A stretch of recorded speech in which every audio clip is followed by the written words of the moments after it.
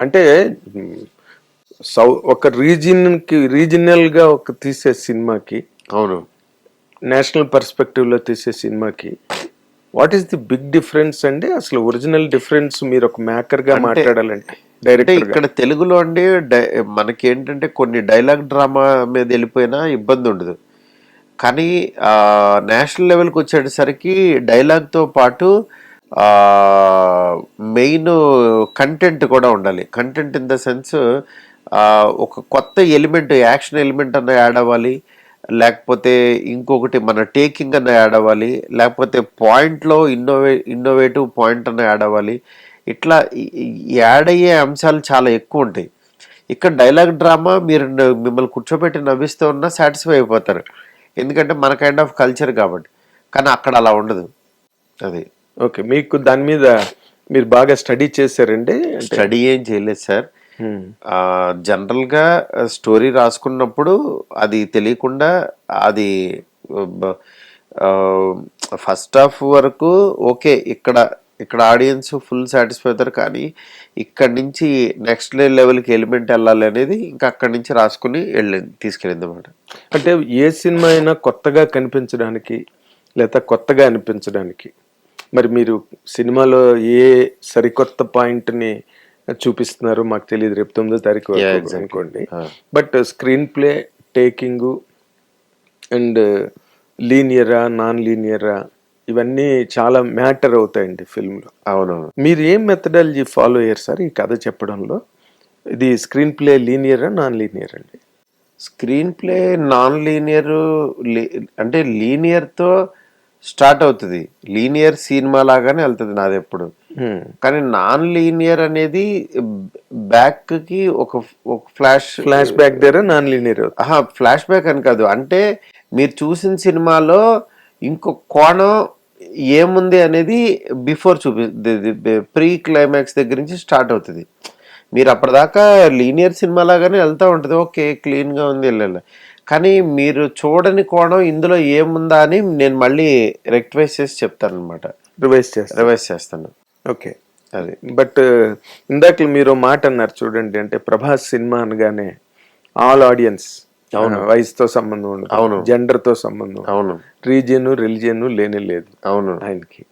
So అన్ని కళ్ళు దాని మీద ఉంటాయి సార్, ఆ ప్రోడక్ట్ మీద. Correct. Maruti what newness Maruti could bring in the film, అవును, అనే దాని మీద వచ్చినప్పుడు what will be your answer అండి? మీరే చెప్తున్నారు ఒక 500 దెయ్యం కథలు వచ్చాయి.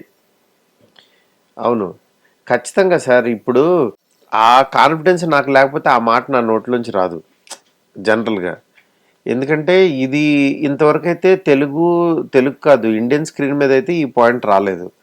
అంటే ఈ పెద్ద స్టార్స్ కూడా ఎవరు కూడా ఈ కైండ్ ఆఫ్ దాంట్లోకి రావాలనుకోరు. ఎందుకంటే ఇప్పుడు ప్రభాస్ గారు ఉన్నప్పుడు నేను కూడా 4 ఫైట్లు యాక్షన్ నీట్గా రాసి ఇది చేస్తే పాస్ అయిపోతాం. కానీ ఇలాంటి జానర్ సినిమా ఆయన చేయాలనుకున్నప్పుడు ఆయన చేస్తే ఆయన కైండ్ ఆఫ్ స్కేల్ని నేను దృష్టిలో పెట్టుకోవాలి, ఆయన ఫ్యాన్ ఫాలోయింగ్ని దృష్టిలో పెట్టుకోవాలి, ఇవన్నీ పెట్టుకుని ఆడియన్స్ని ఎంటర్టైన్ చేయాలి జనరల్గా. అది రెస్పాన్సిబుల్ ఎక్కువ ఉంటుంది ఇది. అది నేను ప్రాపర్గా నాకు వర్కౌట్ అయింది అనిపించింది, నేను చూసుకుని ఆయనకు కూడా ఒక సాటిస్ఫాక్షన్. మీరు చెప్పిన దాని ప్రకారం సార్, మీరు ఒక మిడ్ రేంజ్ డైరెక్టర్, మీకు మంచి హిట్స్ ఉన్నాయి, చెప్పుకోదగ్గ హిట్స్ ఉన్నాయి మీ కెరీర్లో. మారుతి అంటే ఒక మంచి ఇమేజ్ ఉంది ట్రేడ్లో కానీ పబ్లిక్లో కానీ. కానీ ప్రభాస్ని హ్యాండిల్ చేయడం అంటే అది ఆల్మోస్ట్, అవును, పులి నోట్లో బొరపెట్టినట్టే ఏమండి? దీనిలో మీరు ఫేస్ చేసిన మెయిన్ ఛాలెంజ్ ఏంటి సార్? దీనిలో మెయిన్ ఛాలెంజ్ ఒకటే, ఇక్కడ ఏంటంటే ఆయనది ఇమేజ్ మారిపోయింది మొత్తం బయట. అంటే ఆయన ఎక్కడో ఉన్నారు ఆకాశంలో, ఆయన దిగి మన తెలుగు ఆడియన్స్ ఇది కిందకి దిగి ఒక మిడిల్ క్లాస్ కుర్రోడ్లాగా చేద్దామని అనుకున్నారు. ఇది ఆయన్ని దింపినప్పుడు ఏంటంటే మళ్ళీ చాలా జాగ్రత్తగా దింపాలి, సేఫ్ ల్యాండింగ్ చేయాలి, మళ్ళీ సేఫ్ ల్యాండింగ్ చేయాలి, మళ్ళీ తీసుకెళ్ళి అక్కడ పెట్టేసి మళ్ళీ వాళ్ళకి అప్ చెప్పాలి, పైన సినిమాలు తీసే వాళ్ళకి అప్ చెప్పాలి. ఇది టాస్క్. అంటే ఇప్పుడు నా సినిమాకి ఆయన దిగుతున్నప్పుడు కూడా ఈయన దిగుతున్నప్పుడు కూడా చాలా అందంగా దిగుతున్నాడు అనేది అనిపించాలి నేను చెప్పేటప్పుడు. ఈ అందంగా దిగుతున్నాడు, ఇక్కడ ఆడుకుంటున్నాడు, ఇక్కడ ఇది చేస్తున్నాడు, అన్ని ఎమోషన్స్ ఇవన్నీ చేసుకుని మళ్ళీ అక్కడ పెట్టేసి వాళ్ళకి చెప్పాలి. ఇది టాస్క్ అనమాట. ఇది నాలంటోడికి టాస్క్. అంటే నేను అదైతే నీట్గా అయితే బ్లెండ్ చేసుకుంటా నేను అయిపోయింది నాకు. ఎందుకంటే ఇది కరెక్ట్గా కనుక చేశాను అనుకోండి, సగం పాస్ అయిపోయినట్టే సినిమా. మీరు సినిమాలోను కథలోనూ ఉంటారు, మీరు బయట అవుట్ ఆఫ్ ద బాక్స్ రారు మీరు. ఇది కథలోనే గనక ఇది గనక జరిగితే మనకి హ్యాపీగా ఉంటాం. అదైతే కన్ఫర్మ్ గా బాగా వర్కౌట్ అయింది అనిపించింది నాకు ఆ ప్రాసెస్ అంతా. అది అంటే 3 ఏళ్ల జర్నీ, 100 రోజులు షూటింగ్.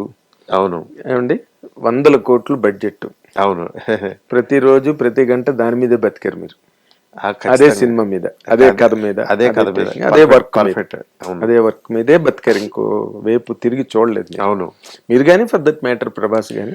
అవును. అండ్ మీ ప్రొడ్యూసర్ విశ్వప్రసాద్ గారు. అవును. Whole crew. కరెక్ట్ కదా. కొట్టేడ్రా మారుతి సినిమాతోనే అనిపించుకుంటారండి. ఖచ్చితంగానండి, అందులో డౌటే లేదు. కొట్టాడ్రా మారుతి ఇవన్నీ పక్కన పెడితే దగ్గర నుంచి ఇది ఎక్స్పెక్ట్ చేయలేదే. ఇంత క్లాస్ గా కూడా తీస్తూ మాస్ ఎలిమెంట్ వదలకుండా భలే బ్యాలెన్స్ చేసుకుంటూ రాశాడే అని మాత్రం అంటారు. ఇది వస్తుంది. ఎందుకంటే మారుతి అంటే ఒక తెలియకుండా, అంటే మామూలుగా ఏంటంటే కామెడీ ఏదో ఒకటి జనరేట్ చేసేసి అక్కడ పాస్ అయిపోయానని అనిపించుకుంటాడు కదా మామూలుగా కొన్ని విషయాల్లో. అలా కాకుండా ఇక్కడికి దిగి ఈ కథని ఇంత సిన్సియర్గా ఇలా చెప్పాడా, ఇంత ఆర్గానిక్గా చెప్పాడా, ఇలా తీసుకెళ్ళాడా జర్నీని అని మాత్రం సర్ప్రైజ్ అవుతారు. అంటే ఇప్పుడు ఇది మీరు చెప్పే దాంట్లో స్క్రీన్ ప్లే గేమే ఎక్కువ కనిపిస్తుంది. స్క్రీన్ ప్లే గేమే. అంటే ఎప్పుడైనా సరే ఎనీ ఫిల్మ్ స్క్రీన్ ప్లేనే మెయిన్. నేను ఎలా కూర్చోబెడతాననేది. కానీ దాంట్లో ఏదో ఒక ఇన్నోవేటివ్ పాయింట్ ఉండాలి కదా. ఆ పాయింట్ని పట్టుకుని మళ్ళీ ఎంటర్టైన్ చెయ్యాలి, చాలా రకాలుగా చెప్పుకుంటూ వెళ్ళాలి. ఇక్కడ నాకు ఏంటంటే 3 అమ్మాయిలు ప్లస్ వేరే ఒక నానమ్మ కథ, వీటి మధ్యలో హీరో క్యారెక్టరైజేషను, దీన్ని అన్ని బ్యాలెన్స్ చేస్తూ తీసుకెళ్ళాలి సినిమా. లేయర్స్ ఉంటాయి. ఖచ్చితంగా. అంటే పెద్ద హీరోలకి డెఫినెట్గా లేయర్స్ వేయాలి. అది వాళ్ళకి మీరు అంటే స్ట్రైట్ నేరేషన్ సినిమా లాగా చేసేసినా సరే మనం ఆల్మోస్ట్ అన్ని సినిమాలు వచ్చేసినాయి. మీరు ఇవాళ ఒక స్క్రీన్ ప్లే ఉండాలి, విజువల్ ఉండాలి, నెక్స్ట్ ద గ్రిప్పింగ్ నేరేషన్ ఉండాలి, మీకు ఎవ్రీ 10 minutesకి మీకు బోర్ కొట్టకుండా ఏదో ఒక ఎలిమెంట్ రావాలి, నెక్స్ట్ సీన్లోను డైలాగ్స్లోను కూడా స్క్రీన్ ప్లే ఉండాలి, సీన్ కొరియోగ్రఫీ వేరుగా ఉండాలి.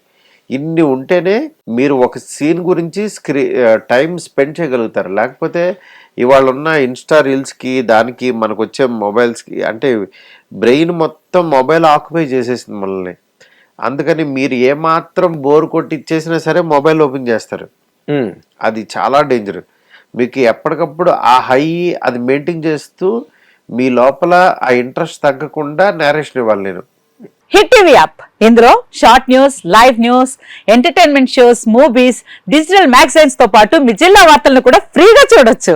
ఇంకెందుకు ఆలస్యం, వెంటనే హిట్ టీవీ యాప్ ని డౌన్లోడ్ చేసుకుని ఫ్రీగా ఎంటర్టైన్మెంట్ పొందండి. Hit TV app. Hit TV app. Please download hit TV app. Hit TV app ని ఫ్రీగా డౌన్లోడ్ చేసుకుని ఎంజాయ్ చేయండి. మీకు నచ్చిన ఎంటర్టైన్మెంట్ కోసం హిట్ టీవీ యాప్ ని ఫ్రీగా డౌన్లోడ్ చేసుకుని ఎంజాయ్ చేయండి. హిట్ టీవీ యాప్ ని డౌన్లోడ్ చేసుకుని ఆస్వాదించండి, ఆశీర్వదించండి. ఇంతమంది సెలబ్రిటీలు హిట్ టీవీ యాప్ ని డౌన్లోడ్ చేసుకోండి అని చెప్తున్నారంటే ఎంత మంచి యాప్ ఆలోచించండి.